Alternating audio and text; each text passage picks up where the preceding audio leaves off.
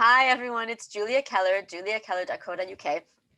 And as you've been following this series, we've talked a lot about healthy aging and the importance of healthy aging and all the different things you can do towards healthy aging. Well, one of the things that you might not have considered that I would take an interest in, but I do, because obviously my past is, I have an MBA, so my past is in the business world. And one of the things I came to see that kind of brought me into this world of wellness and working with professionals, helping them with their nutrition, helping them with their stress management, which is where I started first, is all about making sure that you are not overstressed in your work. So the idea is to have this comfortable work-life balance, which allows you to basically have balance. It allows you to live and to work, and it allows the work to feed your life and your life to feed your work. Ideally, you'll be doing something you love. I mean, like in my life, I love my job. So for me, working in what I do is my passion. It's my life. It's everything I like anyway. But even with that, even with how much I love my job, I don't let my job and my career take over my life entirely. And that's the same thing that we hope for you. It's to make sure that you have this balance. And this balance is really important for stress management. And I talk a lot about stress. One, because I was a stress management therapist. I still am technically. I'm a hypnotherapist. So I see a lot of stressed out people.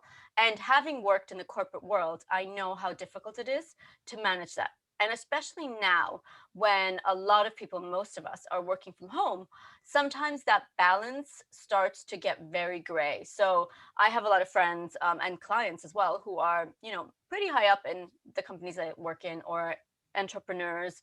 And they find that kind of, unless they have family taking them out of, their work mode, they find that work kind of like continues later and later each time. So it might have started out that they had these strict hours of, they would work 9 to 6, and it suddenly becomes 9 to 6:30, then 9 to 7, and then slowly, before you realize it, it's slipping until 9 to 9, and you're having dinner at 9, and you're scarfing it in while you're watching TV because you're so exhausted.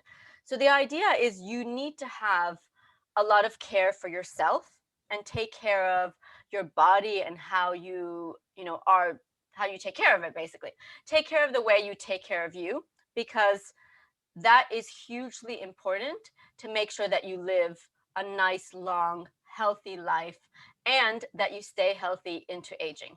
So this line I've heard recently, and I tell everybody about it. And it's a line of, I want to help people, and this is what the writer wrote, live to help people to die young at a very old age. So this is what I'm trying to do as well. Now, I'm sorry, I hate that I can't remember whose line that was exactly, but I'm stealing it. But I'm telling you guys that I'm stealing it. So if you find it, please do get back to me and tell me whose line I stole. But I love that, because the idea is you want to stay young for as long as you can. And if you are letting your work take over your life, whether you are an entrepreneur or you work in a company or whatever it is, if you're letting your professional life take over every part of your life, then you have no work-life balance. And if you have no work-life balance, it's a little bit like if you're on a seesaw and you're constantly sitting at the bottom or the top of that seesaw.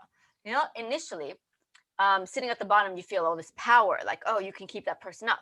Or sitting at the top, you feel excitement of, oh, you're there, you're almost flying. But after a while, you start to get nervous or scared or tired or bored with, just being in one position. So you want ideally to be balanced. You want to be like this. You want to be constantly riding that seesaw and enjoying the feeling of flight and enjoying the feeling of power. You want to be somewhere in between.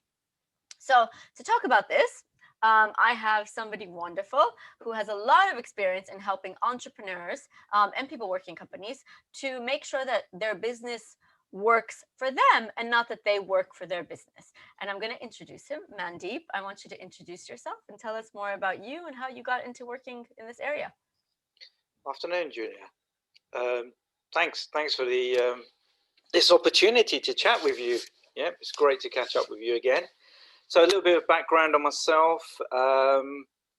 Started back many years ago by doing a degree in accounts and finance, and spent most of my time enjoying myself or working hard during the degree, but didn't come out. And it was something that I didn't want to do at the end of the day when I came out. I didn't want to sit in an office And I looked around for different things and fell into restaurants. So hospitality was my first adventure that I went into and business that I started up. And as I'm sure you know, that hospitality is one of those 7 days a week, 24-hour sort of activities. So it was diving in straight at the deep end of things. So 20 years, 30 years on down the line now, I've been running numerous businesses within hospitality. And alongside with that, about 19 years ago, I got involved with the Prince's Trust. And that's how I actually got into my advising side of things.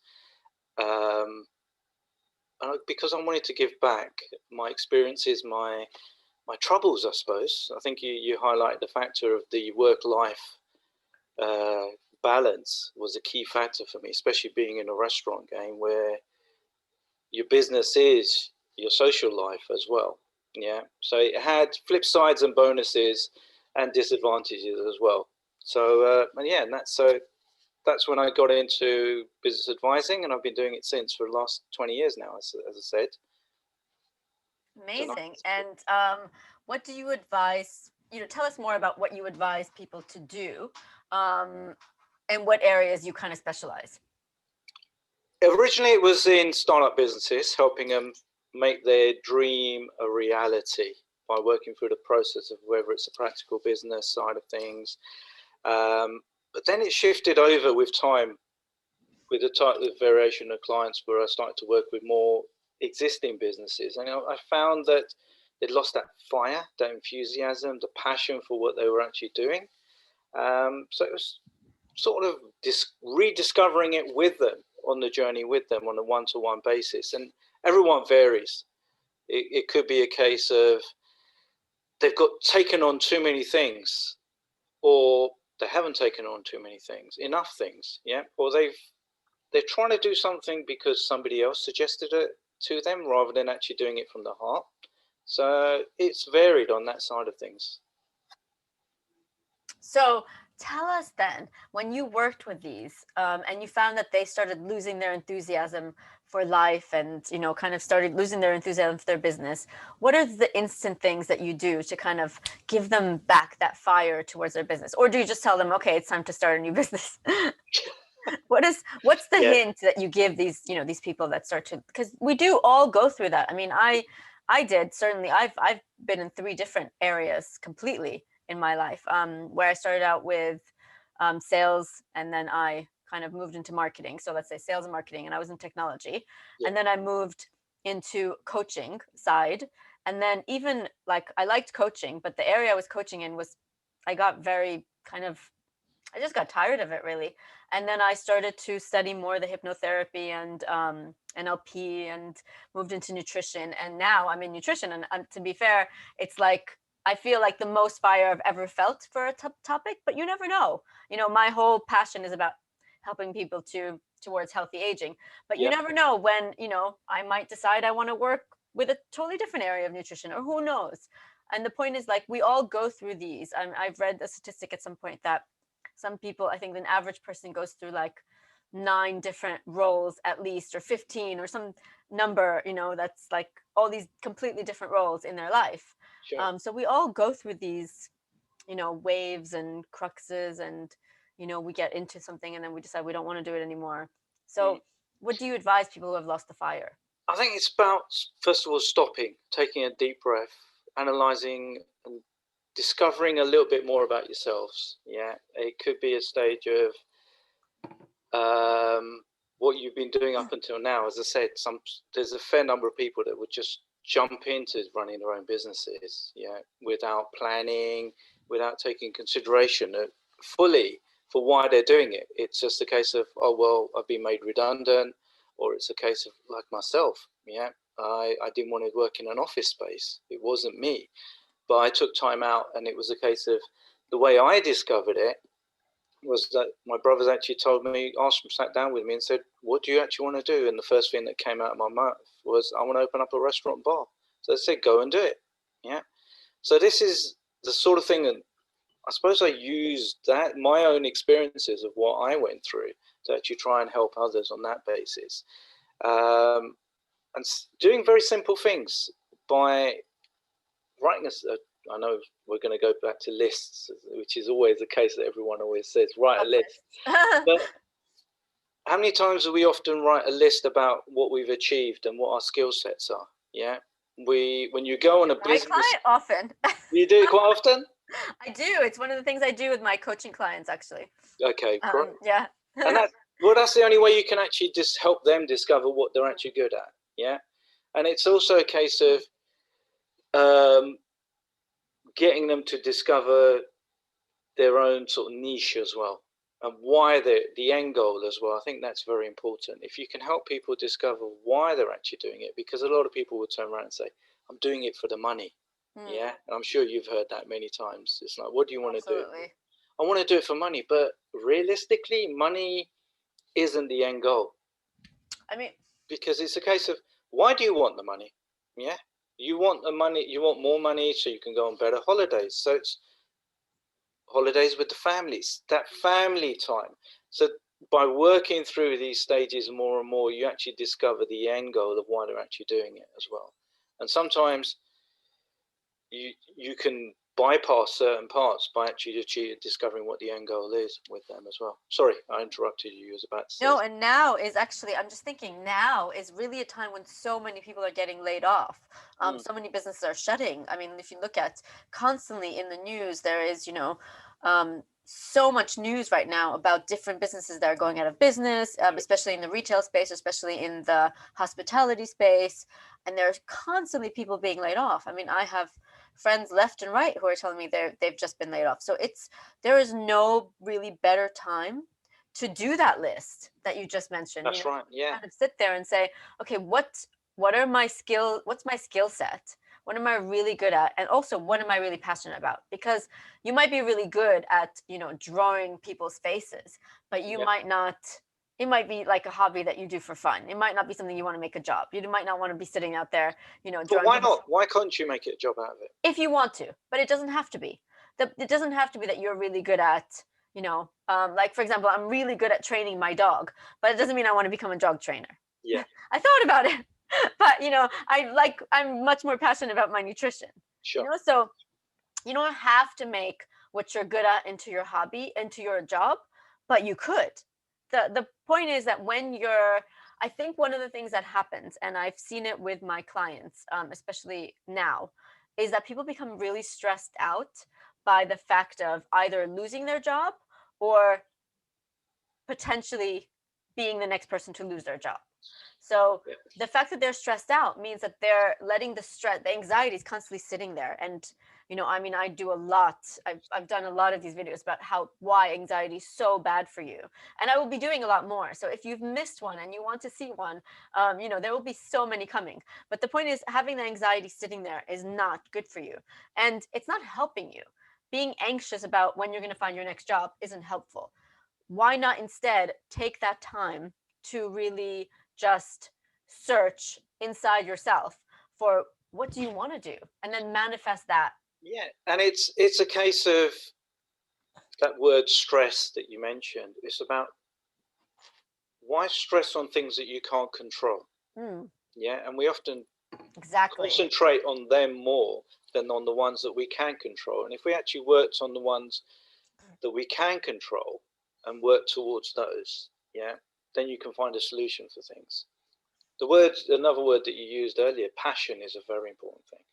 Passion and a love for doing things. Yeah, we often forget to do that a lot of times when we do it. We just do it for the money, but not for the love of it.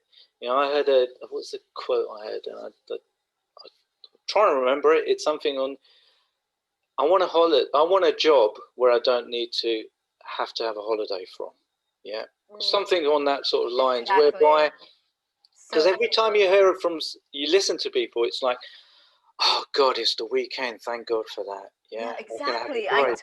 Exactly. They don't have the passion. So true.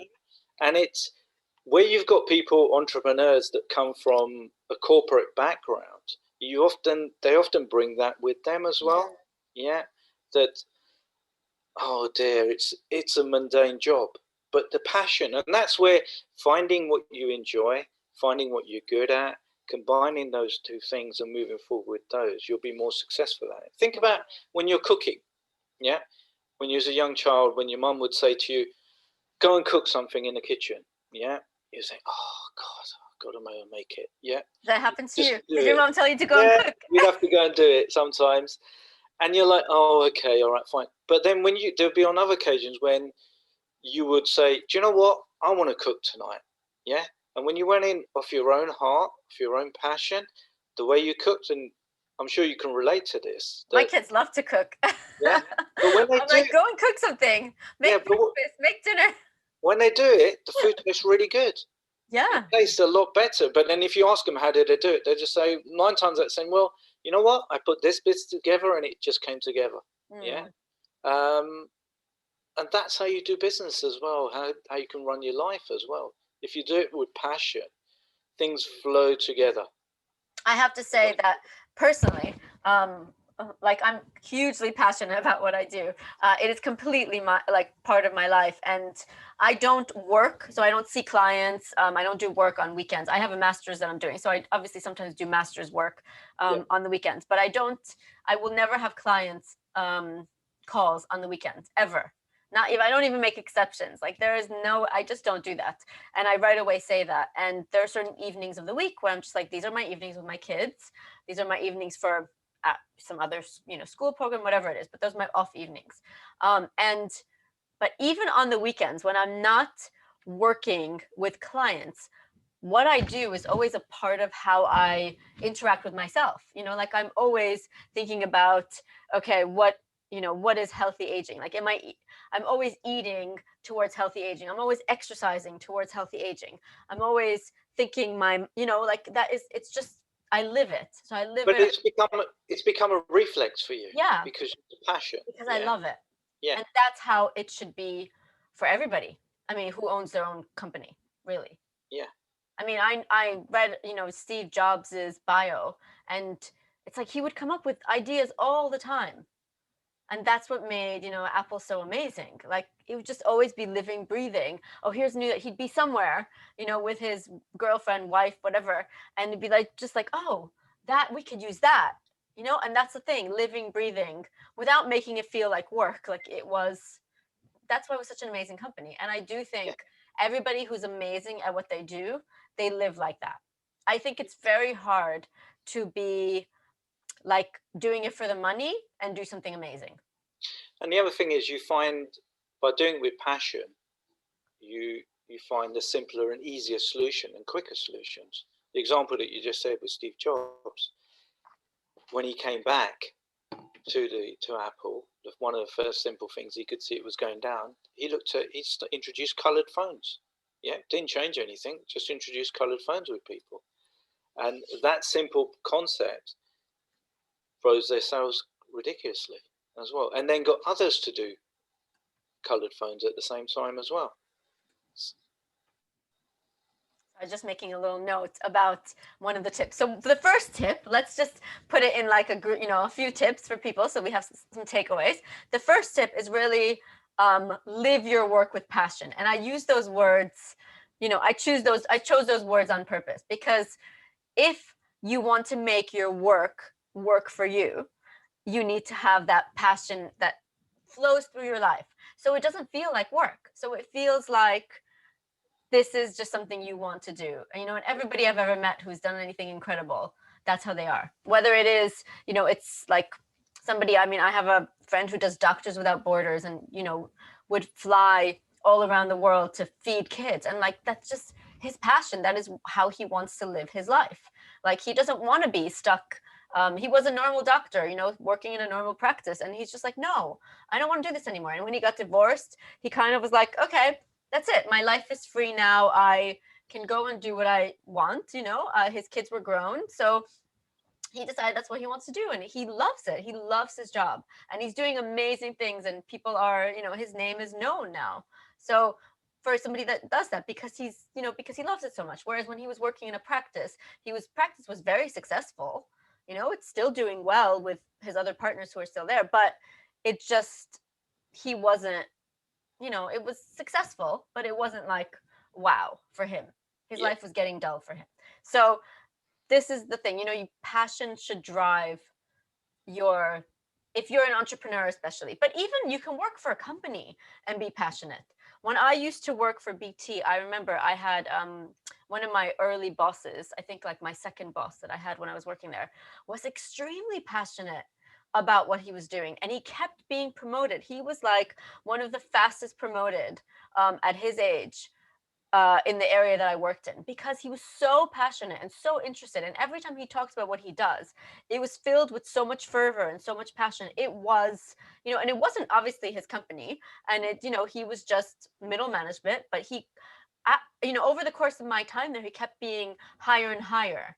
And people don't get promoted that quickly in BT, because I know I was worked there. So it was really you could tell this was somebody who the company valued because he brought so much passion. And it's not just the company; it's his team as well. So because he had the passion there, the team were willing to go with him. And this is the interesting thing, as you mentioned, with corporates. If you're working for somebody and if you can show the passion and you can encourage others, then they will work stronger and you will all progress quicker as well. So that's a great first tip.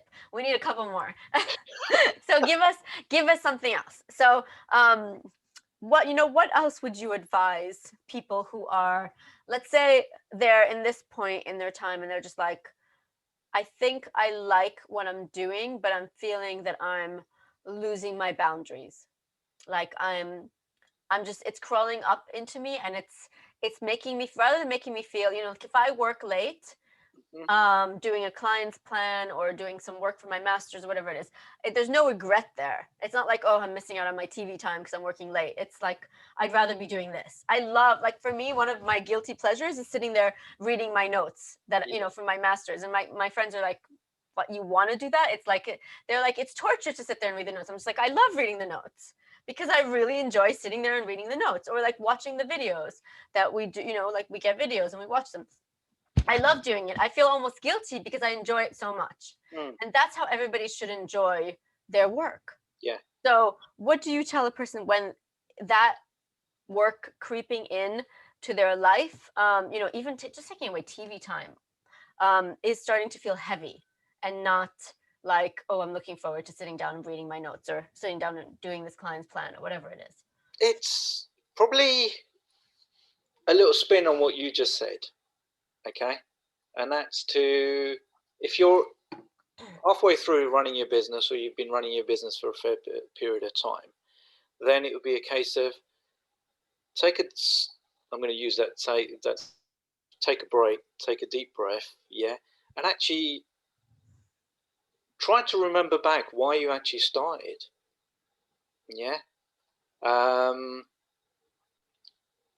and maybe those values that you started off with, those goals and obsessions and desires that you wanted to achieve in the future, you've actually forgotten, because you've just fallen into that rat race. So the ball was rolling of your business, and you've just kept on flowing and flowing and flowing with it, and gone off in a different direction.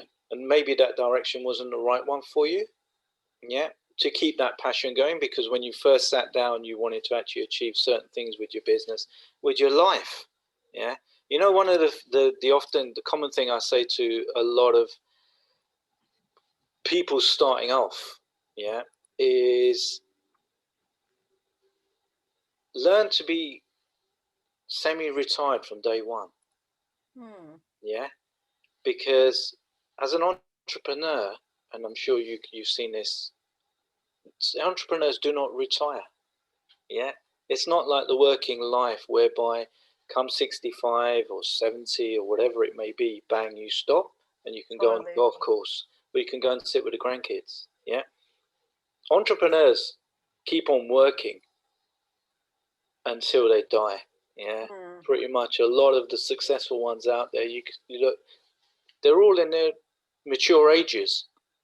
We use that mature age term rather than being old. But it's a case of, so why not try to do that from day one? So what does that mean exactly? How would that look like?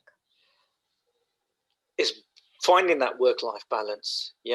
Finding time to actually do what you can do that others would be doing when they retire. So, as an example, most people, when they're in a corporate environment or working, they will turn around and say, "When I get old, I want to tour the world. Yeah, I want to. When I retire, I want to go traveling. I want to go on a cruise ship. I want to take up golf." Why not try to block out a day or a period while you're working to be able to do those things as you do it? Yeah.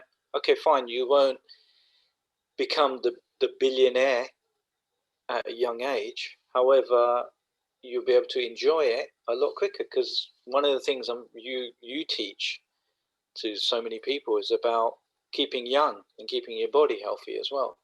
And often our body doesn't keep up with us by that age. Yeah. So there's a Absolutely. lot of things that you plan to Absolutely. do by that period of time, but your mind might want to do it, but your body can't do it. So why not just stop now and actually appreciate those things now?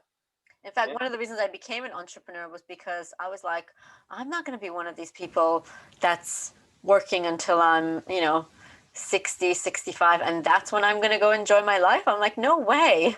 I want to enjoy my life now. Yeah. Like it's not the same when you can barely move. Like it's not the same touring. No, it isn't. And you touched on an interesting point at the beginning as well, with regards this now during this lockdown. The 9 to 5 has gone. Yeah, it's now becoming 10 o'clock at night for some people, because it's because, well, where they're sitting there, their laptop is on their next to their kitchen. Let me just check an email before I go to sleep. It's a case of switching off, being able to switch off at the right time.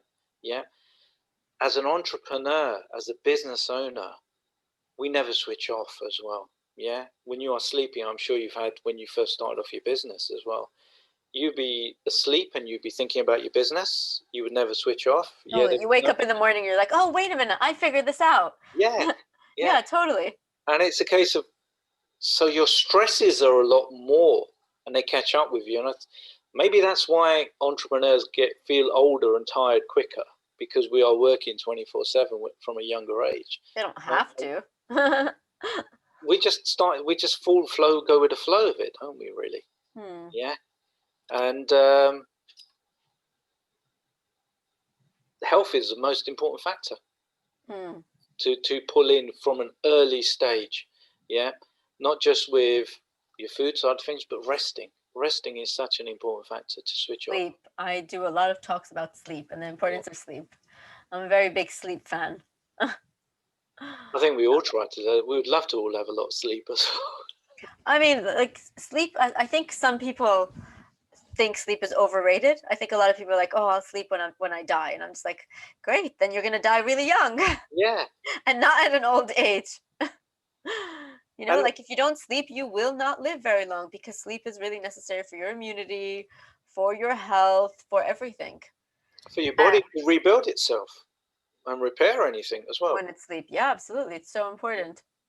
And one of the things that you know, now we're going through a crisis time when people are dying. People who are, I mean, yes, it started out with people who are unhealthy, in certain ways, people who are overweight, people who are obese, people who have diabetes, people with metabolic disorders, people who are elderly.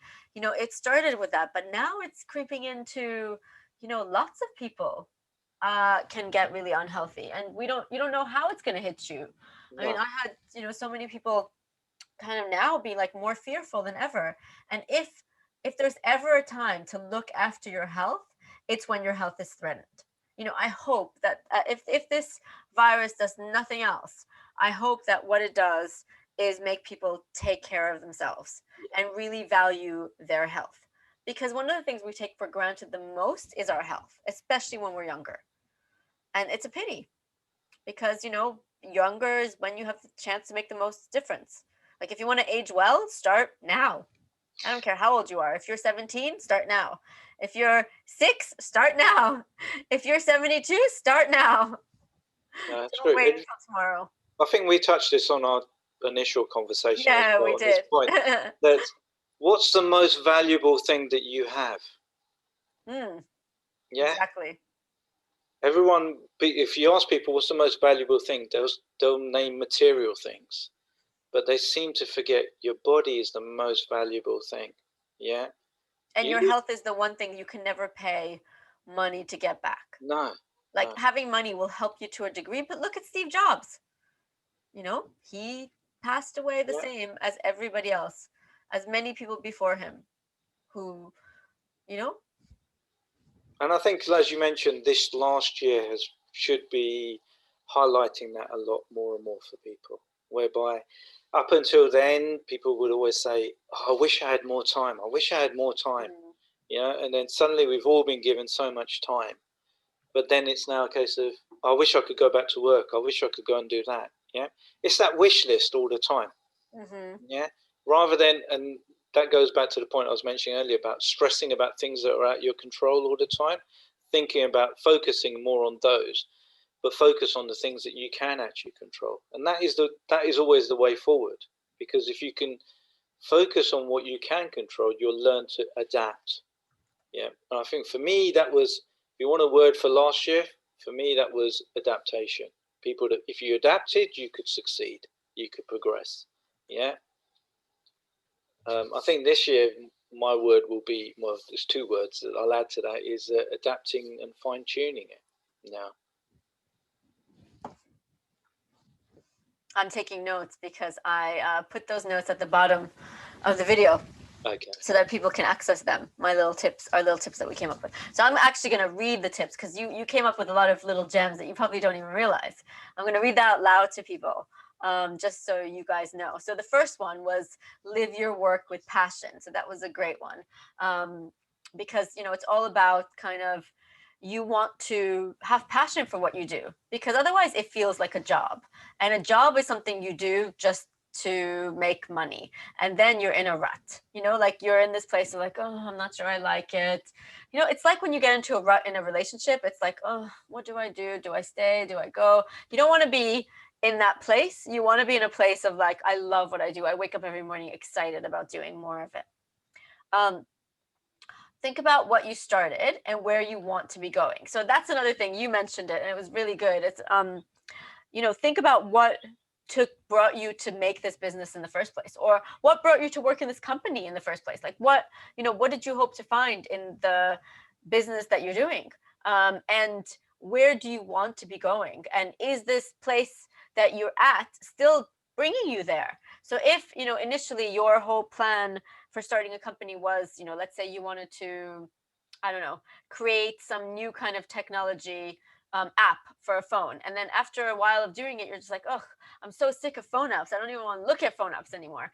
Then maybe it's time to go somewhere else and create some other kind of business. Once you're an entrepreneur, once you get it like in your head, this is how I make a business, you can kind of make other businesses. The entrepreneurs I know, they've made like tens of businesses. Like, they just keep changing it up. And if once they get bored with one, they sell it off and make another one, or whatever, they get partners to take it over, however it works. So once you've done one kind of thing, like, I mean, I've done all these different ways of coaching. Like that's my business, is always this services. So I'm not going to go start something doing something completely different, but I'm always within that services, and I've changed the service that I offer uh over years. And it's like, once one got old, I went and studied something else and I'm doing something completely different. um so that's, if it's not working for you anymore, then don't do it anymore. but you know what? On that point, even though you said you stopped it and changed it, I'm sure you still bring over a lot of the Oh, experiences completely, and everything. the knowledge that you had from there. So all you've done is just fine tuned it and moved on. Exactly. Yeah. Yeah. And if we go back to the app example, let's say you've made apps and now you want to open a restaurant, there's still going to be some of the things that are similar there. You're still thinking about how to market it, and you'll bring your marketing experience. I mean, like, I started out in sales and marketing and technology, and when I left that, I mean, I did an MBA at a top business school, and when I left that, I was like, my God, I spent all those years studying um, for my MBA, and then I spent all those years working in marketing and sales, and now I'm not doing anything to do with it. It's like, wow, there's just wasted. But they're not, because now I know how to market my own business, and I use that a lot. And that my friends are always like, oh, how do you know to do that? Like, they're going on all these courses with all these people telling them to do the same things. I'm just like, well, I've just, this is what you do in sales and marketing. That's how you sell yourself. So you kind of, you fine tune, you adapt, but all the knowledge is still in you. That's right. Then the other thing you said is, find that work-life balance so you can do what you want to do while you're working or growing your business. So I think you called it, pretend that Semi-retired. you're, be semi-retired from Yeah. day one. Mm. And like, that's one of the things. If you're doing a business and you feel trapped in it, you feel like you're imprisoned by your business, that's not going to serve you. You want to be in a place where you feel the freedom to be able to enjoy your life. You don't want to wait until you're 65 and retire then, because really, like, if you're an entrepreneur, we don't retire. And when I think about retirement, it fills me with dread. I'm just like, why would I ever stop doing this? I can, if I'm too old to see clients, which I can't imagine, because my experience will just go up, I will just write books. I'll go and do talks. Like, why would I ever stop? And I look at my father, who's an entrepreneur, and like, he's never going to stop. Like, he loves what he does. He just redefines it every few years. So there's no reason to ever stop working. And you're going to go on forever because you have these videos now as well. Absolutely. Yeah, totally. That's why I do them. They're out there somewhere. I can remember myself when I'm 80, I'll look back and be like, ooh, I looked good when I was that age. And then the last thing you said is, don't stress on what's out of your control. Focus on what's within your control. And that's brilliant, because that's the thing, is like, right now we're in the midst of a pandemic. And I did a Facebook Live about this recently. I'm just like, there's so much out there that makes us anxious. Like, I just say the word anxious and my stomach feels that anxiety. And if my stomach is feeling it, we know that there's this whole connection going on between the gut and the brain and the heart. And like, there's this vicious circle that's, filling up with loads of people, because right now the news is just all over the place with like, take the vaccine. There's social media saying don't take the vaccine. Then there's people saying there's new things coming, and you won't be able to travel, you will be able to travel. There's constantly new strands of viruses. People are dying, people are not dying. It's like, it's all over the place, that you cannot control anything around you at the moment. So you've got to just look at what you can control, and that's you and how you live your life, to an extent. And so if you're afraid of getting laid off, I think of everything that happens in life as a gift. So if, for example, you're working in a company and that company is having layoffs and you get laid off, maybe that's a gift to give you to find something else to do that's better suited for you, rather than having the regret and being angry and being upset and being like, ugh, I've just been laid off. Now what do I do? And being all anxious about money. Take it as a gift. It's your opportunity to recreate yourself and to find a path that works better for you, whether in a new place or whether, starting something of your own, whatever it is. And there are actually a lot of government interventions now that are teaching people in certain industries how to recreate themselves so that they can find another path. So a lot of it's working online, which might be so much more interesting, because a lot of it's working online, working from home. So there's a lot of government initiatives. Look into, all the opportunities to learn and to Yeah, do I something. would. Do you know what? I would agree, but I wouldn't use the term gift. That it's a gift. I would use a term that, because I know obviously it's a difficult word for a lot of people out there that might be watching this that have lost it, and they're saying, "Well, fine, it's okay for you to say it's a gift. You're in a certain position." To both of us, yeah. But I think it's a case of opportunity. How about opportunity? Yeah, use it as an opportunity, or use it as a time to actually stop and rework what you want to do with your life. In the same way that people at the beginning of the year, they write those New Year's resolutions. Yeah, stop and take time and actually just see what else you could do. Yeah, and this goes back to you asked me about what do I ask people to do, and that's why I ask them to focus on themselves first of all, about discovering what they actually have as an ability. Yeah. I was speaking to a young lady yesterday, and I said to her, I go, look, have you ever written down your achievements? Yeah. Actually, I'll ask you, have you ever grabbed a piece of paper and written down all of the achievements you've ever done in your life? Yeah, we do this on a regular basis. And that's what you want to do, because you want to look back at those and see that, okay, I was able to achieve this. Yes, I've got this struggle in front of me because I've lost my job or my business is going down, but I've achieved once before, so I can achieve in the future as well. Yeah, and that's about getting your mind in the right place to be able to move you forward. It's a case, if you start focusing on that, oh my God, I've lost my job, it can't happen, it won't work, Exactly. then Or if you all you're start doing, feeling bad about yourself, being like, oh, what's wrong with me? Why do I keep getting laid off? You know, why? You know, I had a friend, a very close friend actually, who kept getting laid off. Like literally, like 5, 6 months into a company, she would get laid off, and it was just literally bad luck, bad timing, because um, it was that timing when, you know, the industries were not doing great, and she kept joining companies that weren't doing great, or she was on a project and, you know, she didn't get asked for another one or whatever it was, so she felt very insecure in her business. And at some point she was just so upset by it all, and she's like, I want a job that has stability, like that's my goal.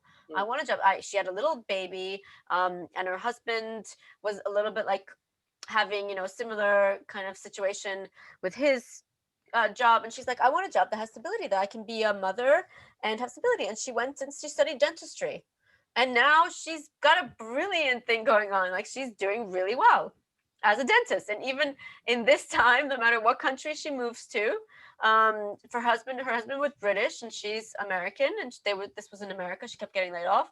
And then she studied dentistry in the States, and a dentistry degree from the States is gold in most places. And she moved here, got a dentist job like this, you know, like doing super well, making loads of money, and it doesn't matter what's going on with her husband's situation, um, because she can flex how much she works, because you know, she can stay home when it was time to homeschool the children. She was able to stay home with her kids and come into work a couple days a week. You know, that's just, she makes her schedule. and you've just highlighted some of the points that we were just talking about. And by the way, I just want to add for people, she was 35 when she went to dentistry school, in case anyone's ever feeling too old. 35. So, you know, you're never too old. No, you're not. You're never too Never old. too old to start again. Yeah. Well, I'm just running a course with a business hub out in Essex, and we're the whole program of this of helping. It's called Advance into Business, and it's aimed at 50-year-olds. Yeah, they've been made redundant, or purely because they can get on with things. Yeah, you're never too old, as you said. You're right. Yeah, the more, in fact, the older you are, the wiser you become. Well, technically, you should be. Yeah. I mean, the average age in my program, when I studied nutrition, I was told the average age the year I started was 39. The average age of the starting class the year I finished was 45. So, you know, it's like you're really never too old. It just, you know, and the average always went from like 39 to 50, you know, to 40s, because you had so many, you know, the way you get the 39 is because you had a couple of 20-year-olds that joined, but then you had so many 50, 60-year-olds starting this course. And in my class, some of my closest friends were between the ages of 32 and 62. So, you know, there's no like, and I'll tell you, the 62-year-old friend of mine who graduated is doing fantastically. He's one of the few men in the course, and he focuses on men, doing really well. So there is never age isn't a thing. You can never be too old or never be too young as well to do anything. But you've got to be healthy enough to be able to do it. That's the thing. That's the key factor. Absolutely. Healthy aging is the key. Yeah. Yes. So I'm gonna let us finish with that, unless you have some final thing that you would like the people watching this to be left with. Oh no, I think I'm pretty good on that. Are you pretty good? Okay. Yeah, I'm pretty good if somebody would like to have a session with you, how can they reach you? You can find me on LinkedIn, and if you want to put the post my link on there, you're more than welcome to. Yeah, why don't you send me your link? What would they look under? So I'll put it in here in the notes. It will be. Shall I write it in for you? Yeah, write it in the chat. Yeah, if you just find my name under here. Yeah.